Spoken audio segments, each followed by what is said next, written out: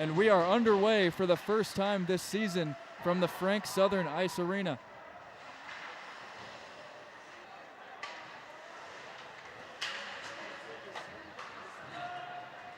Spears centers one, a pass, they score! Aiden Semino on a backhand pass from Matt Spears. Indiana jumps out to a 1-0 lead with 10:25 to go in period number 1. Final 3 minutes of play in the first period. Indiana leading 1-0.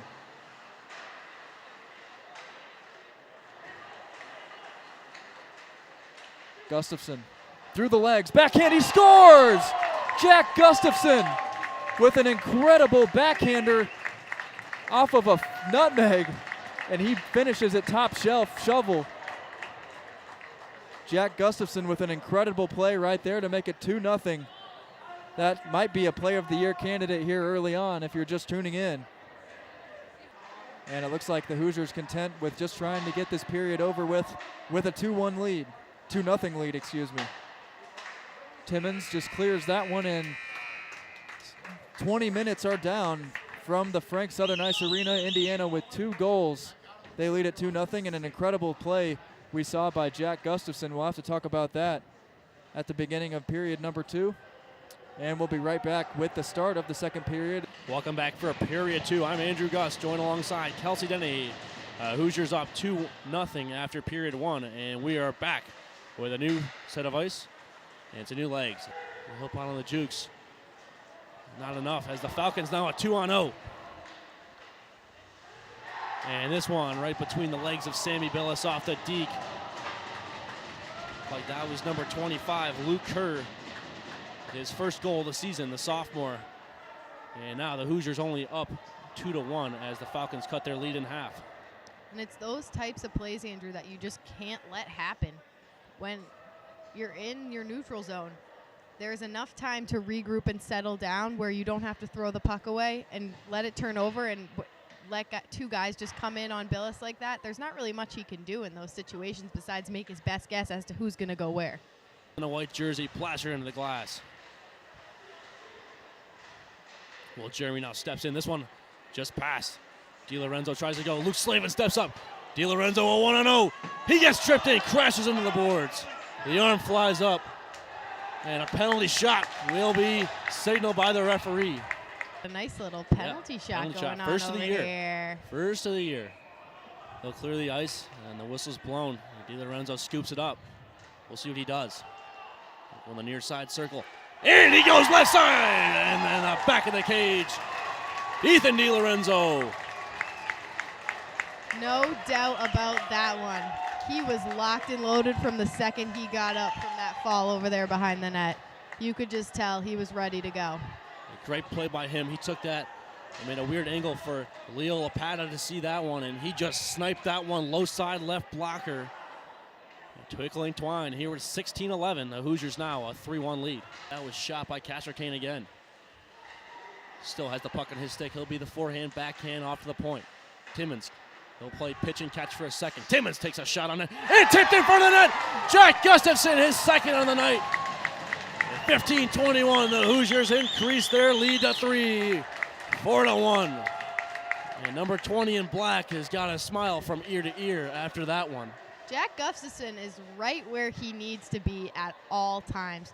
There's really no play where he isn't either parked in front of the net, ready to take the play to the net, or he's making it, and he's making those moves around everybody, and it shows. One there, able to clear it out of his zone. No, he'll chip this one off the boards. Nice hit by Kane, and now Jack Gustafson. He'll put on the brakes, a toe drag. Gusty fires in front, and another goal! How about that? This one to number 23, Nick Kane. And the assist, who else but Jack Gustafson, a 3-point night. And the night is still young, with 11:13 left in the second.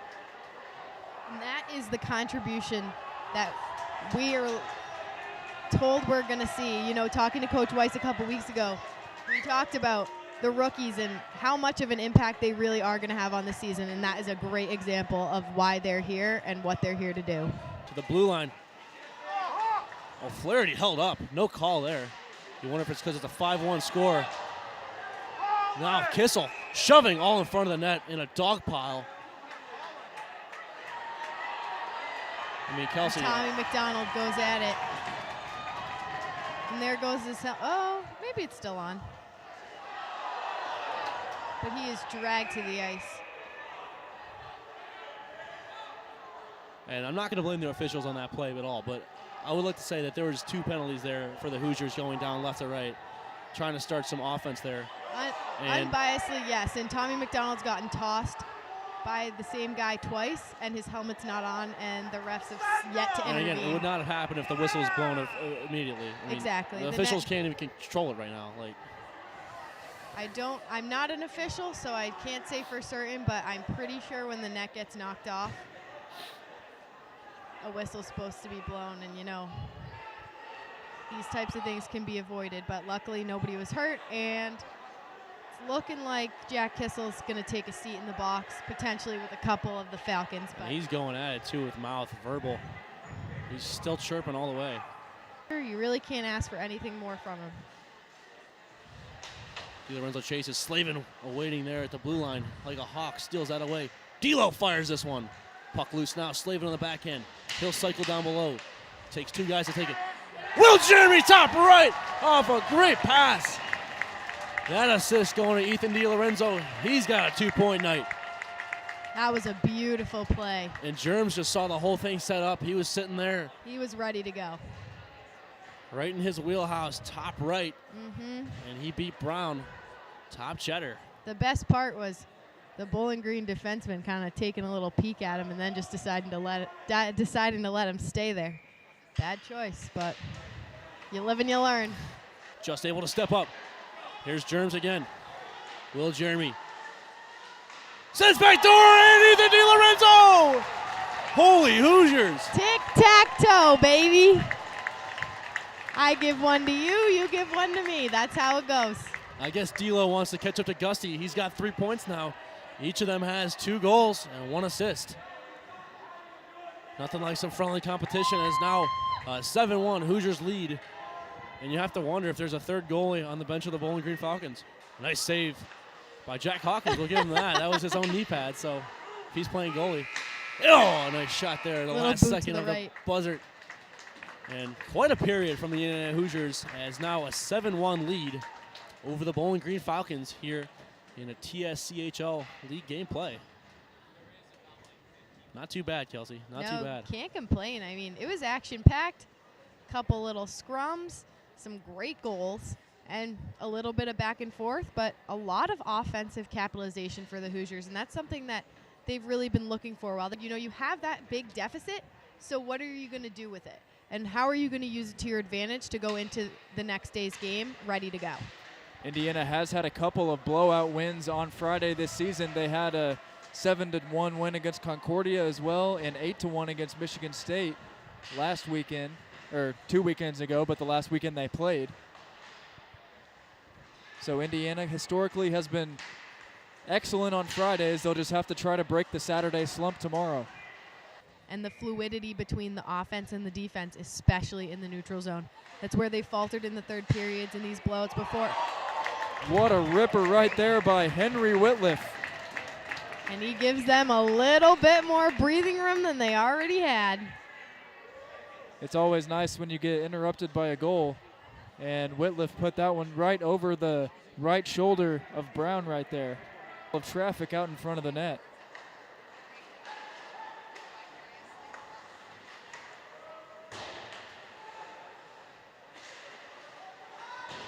Goodfellow gets hit into the boards on the near side there by Luke Schuler. And now here comes Castracani. Dangling around, he shoots one and he scores! Castracani, number 2 on the night.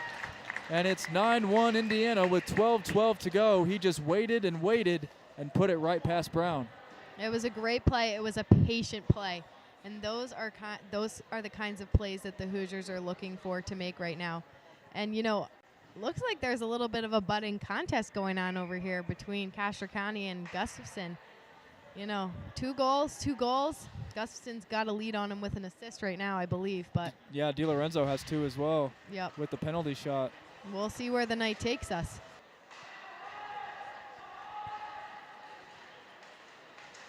During the break, they called a penalty on Bowling Green, too. So Indiana now on the power play, and they get their first power play goal of the season. Just when we expected it the least. And now Jeremy's contending for that. Will Jeremy gets goal number 2 on the night, as you mentioned, and it's the first power play goal for the Hoosiers. They're finally off the schneid, Kelsey. Nobody even came near him as he was moving up the ice. It was fast, and he knew exactly where he was going, and he got the job done. And now the Hoosiers are leading by 9, which is pretty hard to come up from.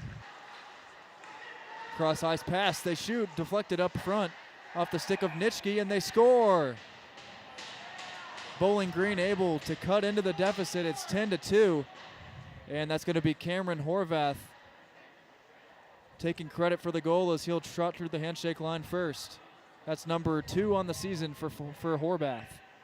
It honestly looked like Billis didn't even think the play was continuing. I mean, he had his back completely facing the whole opposite side of the net, which is unusual for him, and he kind of put up his shoulders like a shrug at the end. So who knows, but it honestly doesn't really matter because they've only got 4 minutes left. So. And that's going to do it, Kelsey. We're down to the final 5 seconds.